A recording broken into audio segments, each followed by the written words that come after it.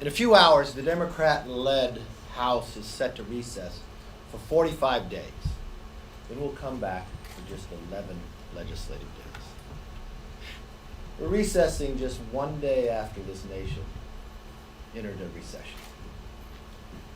Before they leave, let's acknowledge the Democrats have no plan to help Americans who are paying the highest prices in 40 years.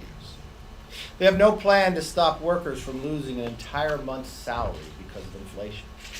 They have no plan to bring down the high gas prices. They are still costing families more than $4 a gallon and hundreds of dollars every single year.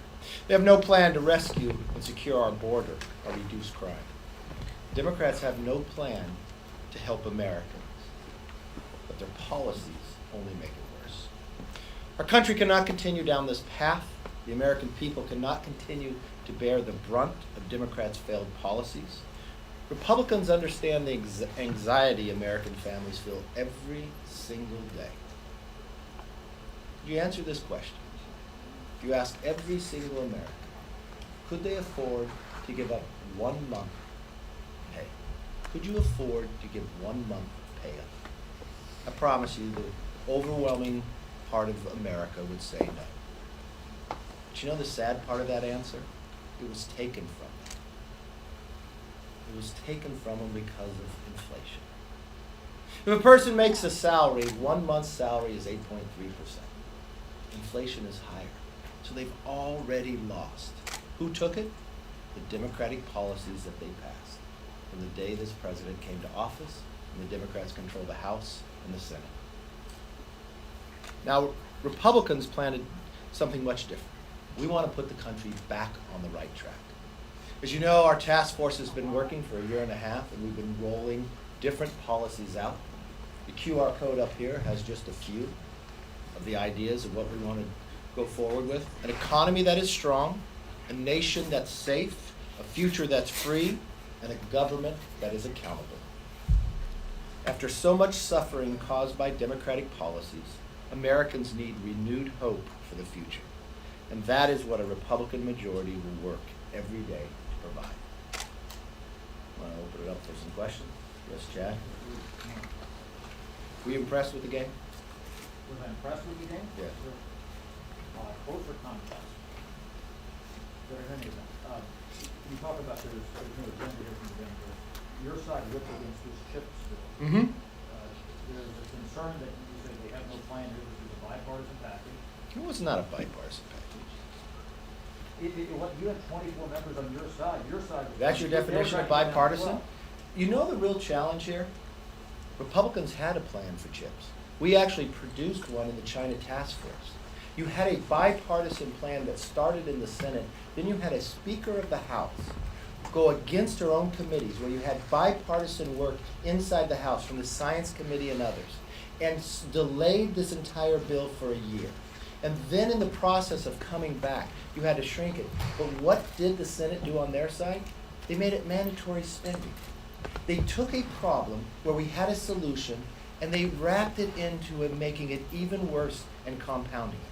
When we have a recession, when we have a fiscal problem, they put it into mandatory spending when we should have focused simply on chips. In 2017, when Republicans were in the majority, we put it in the NDAA that it is an important problem that we need to solve.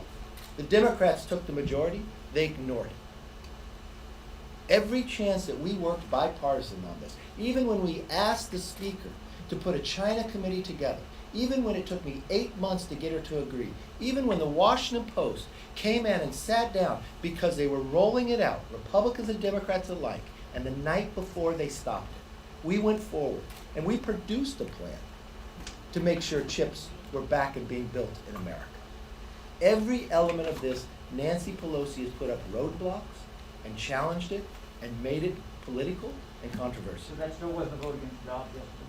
No, it wasn't against jobs Explain yesterday. it. I just walked you through it from a mandatory point of view. I understand that you don't like how the mechanics of how it came out. Well, you think it's just mechanics, or you think it's long term? Well, what is our isn't biggest that fiscal gonna provide challenge? people with jobs later on? No. Is it going to take away from jobs? Does $30 trillion in debt harm jobs? Yes. Does a recession harm jobs? Yes. Could you have done it in a bipartisan manner? Yes. Did we try to do it? Yes.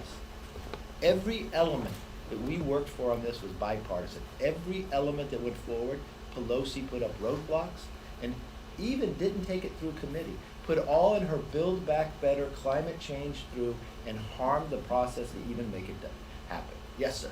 Do you believe women who choose to terminate a pregnancy should be criminally prosecuted? No. Yes. Democrats are trying to bring two bills to the floor today to address public safety, the Invest and Protect Act, and the COPS Act. Can you elaborate where you stand on these bills? They're bipartisan sponsored here in the House. You know what? I haven't seen what their final version is. They haven't seen what their final version is. They're still communicating and trying to work a deal out. I would think it would be terrible that you bring a bill up that didn't go through committee. I think it'd be terrible that you bring a bill up that people didn't have an opportunity to see, discuss, debate, or amend. That's just the democratic process, and I think that's wrong with the Democrats and majority of what they're doing. Yes, sir. Cassidy Hutchinson testified. So we're going to January 6th. Yes, Go ahead. she Yes. testified under oath. You know we're in that- a recession too, right? Well, she testified under oath saying that you called her after Donald Trump said that, or just told her supporters that they were gonna go to the Capitol, and you were concerned about those remarks and said, don't come up here. Figure it out, don't come up here. She said that under oath. Did you tell her that, and why were you concerned about the prospect of Donald Trump coming to the Capitol on January 6th? To be honest with you, I don't recall talking to her that day. I recall talking to Dan Scavino. I recall talking to Jared. I recall talking to Trump. That's what I talked to on television like that too. If I talked to her, I don't remember it. If it was coming up here, I don't think I wanted a lot of people coming up to the Capitol, but I don't remember the conversation. Why were you concerned specifically about Trump coming to the Capitol? I don't remember that. You don't remember being concerned about his No. comments? No, but because I didn't watch it. See, this is what is so confusing. I didn't watch the speech. I was working, so I didn't see what was said. I didn't see what went on till after the fact. Did So- you want him to come to the Capitol? No, I've never communicated with him about coming to the Capitol. I had no idea he would come to the Capitol. I had no idea that he was even going to come to the Capitol. That's Because she news to said me. under oath that you told her throughout the course of the week, or reassured you through the course of the week that he was not gonna come to the Capitol. So apparently. you had I don't other remember conversations. having any conversations with her about coming to the Capitol, the president coming to the Capitol. I don't recall any of that. I recall my conversation with Dan Scavino. I recall calling Jared. That was in the midst of the Capitol, people breaking into the Capitol, me being removed from the office. That's what I called people. And what were your conversations with Scavino? What were you? Well, I was trying to find the president. Yes, Hey, sir, your last solo press conference was in mid-March. that's not true. Oh, solo. Solo. If the House majority flips and you're speaker, are you committed to doing weekly press conferences like this? I do press conferences all the time. So- When did I talk to you solo last? This week? Yeah. Yeah. Actually, you mentioned the Republican agenda. I'm curious if you're elected speaker this year or early next year, will you continue the select committee on the climate crisis that Democrats created for this Congress? We'll look at everything and see where we want to go together, but no decisions have been made. Mayor Bowser has called on the National Guard to come to DC and help respond to migrants being bused here, while the White House has accused Republicans of using these migrants as a political pawn. What's your reaction to that? Is that what's going on here? Not at all. So they're concerned about migrants coming to America illegally within their cities. Have they ever been to the border? They're concerned about bringing National Guards in after what was happening here during the summers, and people's safety was concerned, and they didn't think the National Guard should be there then. It just shows the hypocrisy of the mayor and the hypocrisy of the White House. Why don't they secure the border? Because what has happened because of their actions, every single community in America is now a border city. This is a national crisis. Fentanyl is now the #1 killer of Americans between the ages of 18 and 45. This is their policies, which they created. It created a national security issue throughout the entire country. The hypocrisy is that they won't go to the White House to try to make them secure this border. Yes, sir. Yeah, I would like to know your position regarding the Puerto Rico Status Act and what the Congress should do about that issue. You know what, I haven't been able to see that bill yet, read through it. I know Puerto Rico has had many votes down there to determine whether they're Commonwealth or statehood, but I'll continue to look at that bill and let you know.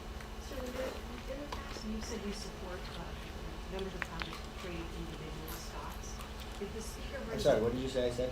You have publicly said you support members of Congress not trading individual stocks. No, I said I Ban. would look at that, but okay. So if the speaker does bring up a bill to do that, to ban members and their spouses from trading stocks, would you vote for it? Would you urge your conference to vote for I it? think it's ironic that the Speaker of the House now talks about bringing up a bill at the very end of the term of Congress. So her husband could trade all the way through, but now it becomes a crisis? But I think the Speaker of the House has greater determination of what comes to the floor, what gets out of the committee. And her husband didn't just trade stock, he traded options. I think what her husband did was wrong. If you say, when she said she never told him anything, I know they spent their time together overseas, and when they're coming back, I'm sure she had conversations on the phone about what was going to be on the floor. I'm sure she had conversations about what the chip version finally looked at. I'm sure she had those conversations. I don't know if he was able to hear them or not, but I think we need to bring trust back to this institution. I think we have to do a thorough investigation and look at what is the proper role for members of Congress and what influence they have. And I don't think the proper way to do this is Nancy Pelosi writing the bill, because we have proven that she can't do that. It should be a bipartisan matter, and we should look at it through committee, and this is something that we will do in the majority, putting new rules forward to make sure that you have trust in this House and the ability, knowing that people is not investing in a place that they have influence. Will you Just to commit be not clear, talking to your spouse about legislation if you become speaker? Talking about legislation, Will or you will I commit commit not to not invest based upon legislation? Yeah. If you notice, I only own mutual funds. We don't buy any individual stocks. So just to be clear, if you become speaker, will you commit to advancing legislation to ban members and their spouses from trading? I think I would look all the way through it. What I've told everybody, we will come back and we will not only investigate this, we will come back with a proposal to change the current behavior. Thank you. Just following up quickly on Olivia's question, as the Republican leader, will you commit to holding the weekly solo press conferences every week for the remainder of this term? You know, if it's going to be every as single Speaker week, I don't know Pelosi? what's going to happen every single week, but I'll commit to always have press conferences. And then Yes. just a follow-up question, as you look ahead to next year and mapping out the potential agenda for the majority and some of the oversight priorities, are the results of the last election, the 2020 election, on the agenda at all in terms of oversight concerns for the next Congress? Look, at our greatest concerns right now is the economy of America, the cost of living for every single American. Americans losing a month of their paycheck, price of gasoline. That's our focus. We want to become energy independent, lower the price of gas. We want to make you feel safe in your streets. Homicides are now at a 20-year high. This defunding of police, we told them it was wrong then and it's wrong now.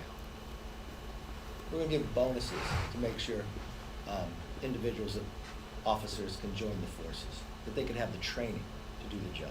We're going to make sure prosecutors uphold the law.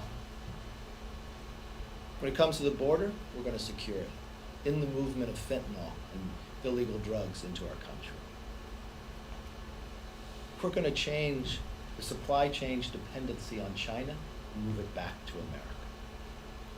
And yes, we'll get into other issues as well. I do not believe men should be competing with women in sports. It will have a plan to put America back on the right track. And yes, we'll hold this government accountable. We'll want to know why that decisions were made the way they were leaving Afghanistan. We'll want to know where the origins of COVID actually began. Why, with the Democrats holding the majority, why haven't they had one hearing to know where that's happened? And yes, we'll want to know why the Attorney General goes after parents who simply want to go to a school board meeting to know what's happening in their kids' education. And yes, part of our commitment to America will have a Parents' Bill of Rights. The parents should have a say in their kids' education. They should know what's going on at the school as well. That's what our focus. Number one, the economy, the cost of living. You know, it wasn't just Republicans who warned the Democrats. Their American Rescue Plan, that $2 trillion that only Democrats voted for. Steve Ratner calls it the original sin of inflation. Larry Summers warned him ahead of time. The fear that it would shoot up inflation. We're now sitting in a recession. I remember what Nancy Pelosi said in 2008. She defined a recession exactly as everybody else in the world did. 2 down quarters. It'll be interesting if you ask her that question. Will she try to redefine it like the Democrats do now? Is it only a recession in 2 down quarters if the president is a Republican? And the interesting part is you can take every graph you want to see. When did inflation start skyrocketing? After the swearing in of the president and the passing of the American Rescue Plan, where it was only Democrat votes. So are we focused? Yes, we're very focused. Cost of living is too high. We have not seen this in 40 years. The pain that is causing every single American family. I go back to the simple question. You ask the American family. I'm looking forward to CNN to finally ask this question. Could you afford to give up 1 month pay? Raise that question and see how many people said yes. The sad part is that regardless of how they answered the question, it was all taken from them. It was taken from them because of the Democratic policies creating this inflation. And it's not just inflation they created. They created the crime crisis. When they're defunding the police, the election of these liberal prosecutors. Even San Francisco, that only has a Republican registration, about 6.7%, recalled their DA, recalled their school board. It's only the Democrats in Washington who don't understand what's happening in this country, who are willing to go on recess in the middle of a recession. And their answer to it is, no, it's just a slowing of growth. Remember when they told us it wasn't real inflation, it's just discretionary. Then it peaked at 7. Then it was Putin's problem. They blamed everybody else except the policies. And then name me the worst part of what they have done besides create this. They have no plan to fix it, and they're going on recess. So not Yes. the last How election. do you feel about the prospect of President Trump announcing a presidential run for the midterms, and how that would affect the midterms, and then you talked to me about that at all? Look, I was just with the president this week. The only thing the president and I talk about is turning this country around, is winning in 2022. If President Trump was in office today, we wouldn't have inflation. We wouldn't have a national security problem at the border. We wouldn't have crime and homicides at a 20-year high. He loves this country and he wants to see this country back on the right path. And that's the focus he and I are both a part of. What does that mean for a presidential run in the midterm? Would that help? The president's only focus is on winning the midterm, and that's my focus as well. Hope you all have a great weekend. Take care.